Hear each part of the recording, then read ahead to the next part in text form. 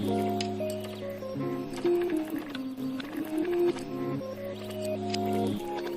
everyone, welcome back to my channel.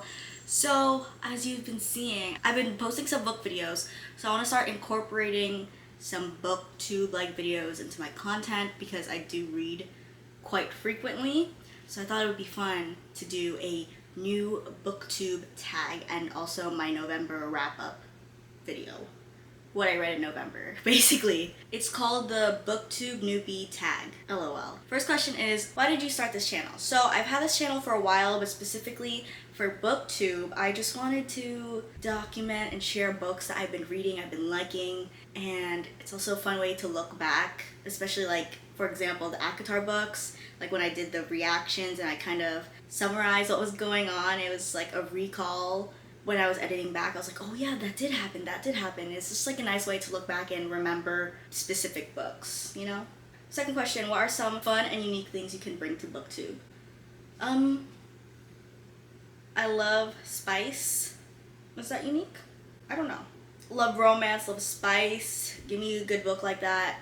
I'll eat it up and I will share it. And I also only really read Kindle Unlimited books because I have a Kindle Unlimited subscription, so I feel like that's something different about me. If you have the subscription, I could share my recommendations specifically from Kindle Unlimited.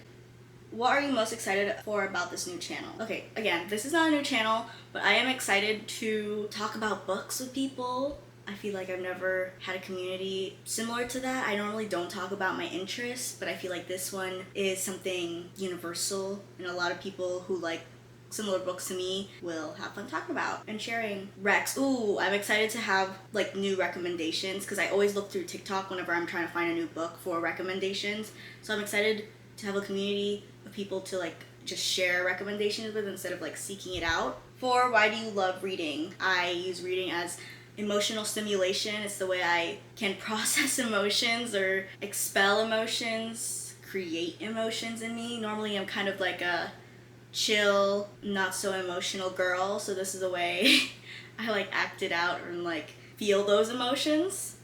5, what book or series got you into reading? I guess you could say as a child, probably Kingdom Keeper series. If you know, you know. That series was like one of the first books I got really into because I love Disney, and it's basically like Disney after dark, like when the characters come to life and the attractions come to life, I think. If I remember correctly, that was a pretty good book. Also, this other book, oh my god, I don't remember, but it was like a mystery. They were like getting messages, random messages, and then they found out, I don't want to spoil it, but I'll put it up here because I forget the name right now. But I feel like after those moments, I've been reading books that were already adaptations of movies or film, and I was just imagining the movie or film when I was reading the book, so I didn't really have my own interpretation of it, like Percy Jackson or The Hunger Games. I just was imagining the characters in the movies. Editing Kelly here as a warning that my dogs are barking in the background for most of the video. Sorry if that annoys you. And so I feel like with the ACOTAR series, when I read that book, that was the first time I fully like imagined scenarios more so, because obviously I read like romance books, but that's like kind of real world things you can imagine. It's like easy to imagine, but like fantasy building world things, I feel like that kind of got me motivated to read more stories like that I could escape into. 6, what questions would you ask your favorite booktubers? I would probably ask them how they balance reading, filming, and like editing and content creating. Like, how do you find the balance between like reading for pleasure and then like reading for work? I feel like that's a fun question, like fun, interesting question to ask booktubers. Because I'm doing spoiler alert, I feel like I'm so low. I'm doing the 24-hour reading challenge, and normally I read at night and it's all fine, I could stay up, but like I'm like forced to read and I'm like So 7, what challenges do you think starting a booktube channel will be the hardest to overcome? I just mentioned it in the last video, but just like reading for video or like for filming is kind of hard because normally I do my reading at night, so all the lights are off and it's just like not the vibe to be filming. I would say like that aspect of it, and the idea I guess to constantly be reading to have content But that's why the channel isn't fully booktube. It's also lifestyle, just like what I do in my life. I just want to have booktube videos incorporated into the channel because it is what I like to do on my spare time other than YouTube stuff and editing and school. 8. When did you start reading? Probably when I was a child. Like, when did I start being able to read? Maybe like 7, 6, I don't know. 9. Where do you read?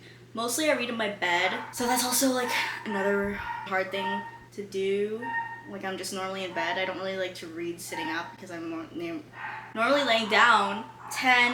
What kind of books do you like to read? So as I mentioned, I like romance, big romance girl, big adult romance girl. I could do some young adult romance, a little bit of dark romance, not really. I love sports romance. Sports romance, mafia. I like supernatural sometimes, werewolves. Sometimes depends on my mood. Things with steam and spice. I love that in a romance. Need that. And recently I've been getting into fantasy romance. I normally don't dabble too much into it, but I've been kind of getting into it. What does your book collection look like? So, fun fact about me is that I am not a physical book reader. I am a Kindle book reader, I am a Kindle app reader, I'm a phone reader. I don't have any physical books other than like things I had from school and stuff like that. I used to have physical books like when I was younger. But yeah, I mean, you could see I have this physical book, but this was because it was a gift. This is my prized possession. Look how beautiful. It is a custom binded book from my cousin. I want to show more in depth of it like in another video, but this is what she looks like. This is what the inside looks like. Custom binded slay. And then it has like little details like that. And then my little bookmark. Ah! And Valerius. Okay, yeah, so this is my favorite book in this series. Anyways, so this is the only book I really have physical copy of like the books I read nowadays. It's just, she's so beautiful. You can barely even see her. Okay, but let's get into my November wrap up real quick. I only read 3 books in November because I was just getting back into reading. I was on a little break from reading because of school. I just want to read. If I want to read, I'll read, and then I'll stay in bed and not do school, and then I'll just procrastinate everything.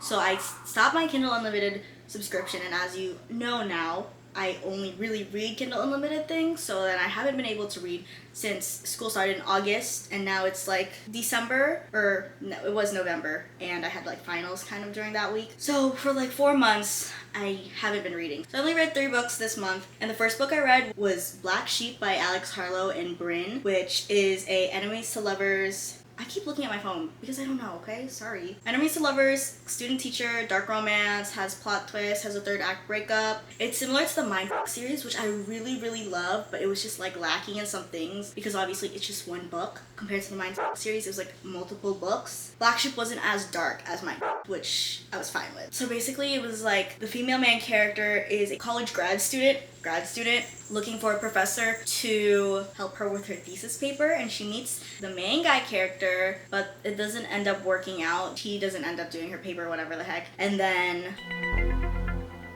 I'm so bad at describing things.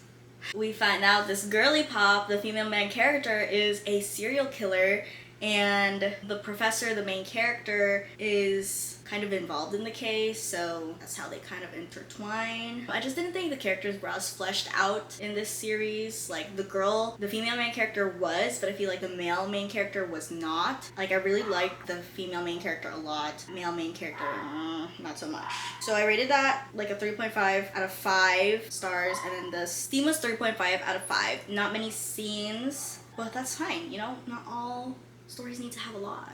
Okay, next I started Windy City series, which is like a sports romance. So the first book I read, Mile High. I heard a lot of unpopular opinions from this, but I personally really like this book. So it's Mile High by Liz Tomford, and I rated it a 4.5 out of 5 stars, and then spice level 3.5, so like average. It's a sports romance, as I said, not really touching much on sports. Enemies to lovers, 3rd act breakup though, and I really, really enjoy the series because it's not like your typical arrogant male main character and just sassy female main character. Like there's layers behind them. There's just like a reason why they act that way, and it deals with like self-love, self-worth, things like that. Like it was so good. Low-key related to the characters. I was sobbing reading this. And then the tension between the 2 characters, So good. The third book I read was the second book in the series, which is The Right Move, again by Liz Tomford. I rated it a 4.5. Steam was 3.5. A lot of people like this book better than Mile High, but I really like Mile High better than this book. Unpopular opinion. Again, it's a sports romance, but this is forced proximity, fake dating, best friend's brother vibe. Oh, I didn't even describe the other book. Okay, so Mile High basically is a hockey player, and they have to travel a lot, so they're on their charter plane a lot, and their charter plane signed a new contract, so they will have the same flight crew throughout their whole season, and so the flight attendant, which is the main female main character, puts the hockey player in his place, and then things move on from there. Basically, the male main character is like arrogant, hotshot, and like thinks he rules and like owns the place, has a bad reputation, bad boy player, things like that.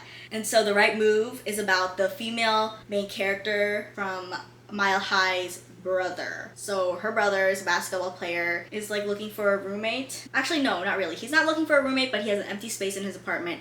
And the female main character of The Right Move is looking for a place to stay because she just got broken up with. She needs to rebuild her life. The male main character teaches the female main character how to be alone and to think of herself first, and then the female main character teaches the male main character how to spice up his life. Because of his stardom, he's forced to not feel many emotions and shut a lot of people out, and so she's helping him bring him out of his shell type vibe. Kind of instant love, which is why I didn't really like the book. Low-key instant love, okay? But I really did love him, the main character. I love the characters in these books, but I like Mile High better. But anyways, that was my mini book wrap up from November. Hashtag Newbie Booktube tag and my hashtag November book wrap up.